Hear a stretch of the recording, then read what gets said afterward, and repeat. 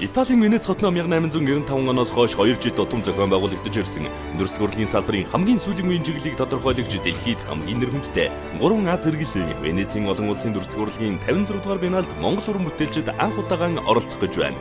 Энэ удаагийн биенал 2015 оны 5 дугаар сарын 5-наас 8-ны хооронд нээлттэй хийж 7 сарын туршид үргэлжлэх ба дэлхийн 80 гаруй орны хэдэн зуун уран бүтээлчид оролцож 1 сая орчим хүн очиж үзэх төлөвтэй байна. Монгол орныг дүрслэг урлагаар дамжуулан дэлхийд таниулах энэхүү чухал арга хэмжээнд Монголын уран бүтээлчдийг оролцуулах ажлыг нийслэлийн засаг даргын тамгын газрын эвэлдор Монголын орчин үеийн урлагийг дэмжих холбоо зохион байгуулж Монголын бизнесийн салбарын эвент тэтгэж нэгдэн ажиллаж байна. Урлаг хөгжлийн зөв хөшүүрэг. Урлагийн төлөө хамтдаа. Эвент тэтгэгчид. Хэвлэл мэдээллийн хамтрагчид.